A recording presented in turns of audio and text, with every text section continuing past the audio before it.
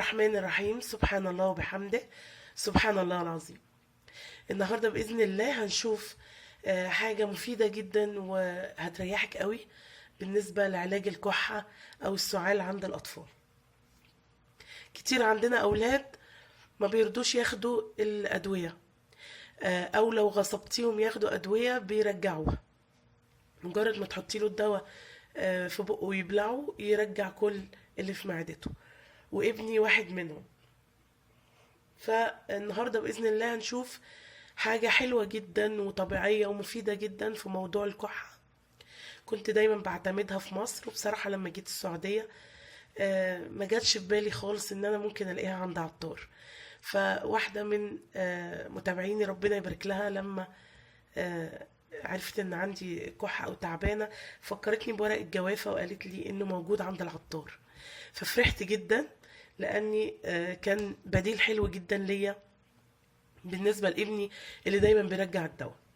ده ورق الجوافة بيبقى موجود عند العطار مجفف بالشكل ده. طبعا في مصر كنت باخده من الشجر على طول، كان عندنا شجرة جوافة وكان اخضر، كان بيبقى اخضر وجميل. فده ورق الجوافة. لو عندك الاخضر استعمليه، لو عندك المجفف ده هتلاقيه عند العطارين كلهم. قولي له عايزة ب5 ريال، دول كانوا اكتر شوية ب5 ريال. وفي مصر هاتي ب5 جنيه برضو هيديكي كمية حلوة. خلاص جبته، غسلته طبعا بالشكل ده، شطفته كام شطفة تحت المية عشان طبعا الأتربة وكده بيبقى مركون عند العطارين. كل اللي انت هتعمليه ان انت هتاخدي كام ورقة كده وتحطيها في كوباية. طبعا ورق الجوافة مش هنقعد بقى نقول على فوائده، ممكن تدخلي على الانترنت وتعرفي ان هو مفيد جدا في موضوع الكحة عند الأطفال. لو هتدي لابنك كوبايتين في اليوم، واحدة الصبح وواحدة قبل النوم، بإذن الله هيهديله صدره جدا وهيهديله الكحة وهيريحك من كحته الصعب طول الليل اللي بتخليكي قلبك موجوع دايما ومش عارفة تنامي بسبب انه تعبان وبيكح. عشان طبعا هو ينفع كده مفيش مشكلة، وينفع بالسكر، بس لو هنعوز بقى نزود له فايدة اكتر هنحط له عسل نحل. عسل النحل طبعا يعني ربنا متكلم عليه في القرآن، مش محتاجين ان احنا نقول عليه اي حاجة، فيه شفاء للناس. فياريت لو عندك عسل نحل تحلي بيه. كذا شكوى جات لي من حبايبنا في العراق في كذا وصفة، قالوا ان عسل النحل شوية سعره مرتفع جدا وصعب انهم يتحصلوا على الاصل.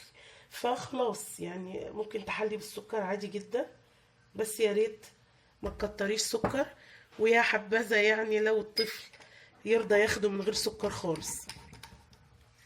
انا معرفش ينفع للرضع قبل سنة ولا لا، الكلام دوت انا بتكلم بعد السنة، لكن قبل سنة انت ممكن تسألي فيها الدكتور بتاعه، لكن انا معرفش بصراحة ينفع قبل سنة ولا لا. بس كل اللي انت هتعمليه بعد كده ان انت هتاخدي بقى المية اللي بتغلي بتاعتك وتحطيها فوق ورق الجوافة بالشكل ده، وهتسيبيه منقوع مش اقل من ربع ساعة عشان يطلع لنا كل الخلاصة اللي فيه. لو عايزة تغليه على النار اغليه، بس هتحطيه متغطي، يعني هتغليه وهو متغطي على نار هادية حوالي 10 دقايق أو 8 دقايق بعد الغليان. وهتسيبيه متغطي بعد ما يغلي، هتسيبيه متغطي لغاية ما يبقى دافي ويشربه ابنك. لو هتعمليه بالطريقة دي زي ما قلتلك كده، هتحطي المية وتسيبي ورق الجوافة منقوع في المية حوالي ربع ساعة عشان يطرى بقى ويطلع كل الحاجات اللي جوه والفوائد اللي فيه. وهتقلبيه، يعني هتقلبيه كذا تقليبة عشان بس تحاولي تستخلصي كل اللي فيه ان شاء الله ويبقى مفيد لابنك. طبعا لو هتحطيه في الببرونة لو عمره 2 سنين او 2 سنين وشوية، هتصفي طبعا الكلام ده كده كده، هتصفيه قبل الشرب من الورق ده. تقدري بعد ما تصفيه تاخدي الورق ده تاني وتزودي عليه مية بتغلي في اي حاجة عندك، وتسيبيه منقوع شوية. هتقدري تاخدي من الورق نفسه تاني يعني مشروب كمان مرة، لانه طبعا مش كل حاجة بتطلع فيه من اول مرة. فان شاء الله باذن الله اكون افدتك. يعني انا قصدي ان تقدري تستعملي الورق اللي انتي استعملتيه مره تستعمليه كمان مره. بعد ما تشيليه على طول كده حطيه في كمان كوبايه وتسيبيه منقوع لفتره اطول شويه، هيديكي نفس النتيجه باذن الله. وشربيه لابنك. لو ابنك من النوع اللي مش بيحب يشرب، لو حسك انك هتجبريه على المشروب، اعملي لنفسك كوبايه. كده كده كلنا تعبانين اصلا في الشتاء، وحتى لو مش تعبانه مش هيضرك، كله فوائد. واقعدي اشربيها بقى قدامه. احنا عارفين الاطفال لما بيشوفوا امهم بتشرب حاجه بيبقوا عايزين منها، فهتلاقيه هو بيطلب منك انا عايز من ده، او يعني دوقيني او كده. فده هيبقى اسلوب غير مباشر للاقناع يعني.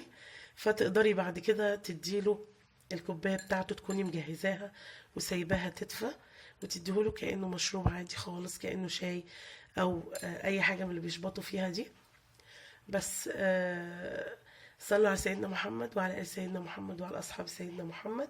أنا ممكن أقول لك كمان إيه اللي حلو جدا لو صدره مليان بلغم، عسل النحل. تاخدي معلقة عسل نحل كبيرة، معلقة أكل عسل نحل، وتعصري عليها 3 نقط ليمون أو 4 نقط ليمون، وتقلبيهم كويس في أي طبق صغير كده، وتديهم لابنك. طعمه بيبقى جميل جدا، وبيخلي البلغم يدوب من على الصدر، وصدره يهدى لو في كمية بلغم شديدة. بإذن الله هينفعه جدا الموضوع ده لو اتبعتي عسل النحل بالليمون ومشروب ورق الجوافة. هترتاحي جدا من ناحية السعال الشديد لو ابنك بيرفض الأدوية. وحتى لو بياخد الأدوية يا ريت ده يبقى كمان موجود في بيتك. إن شاء الله بإذن الله هتجربيه وهتدعي لي لو ما تعرفيهوش.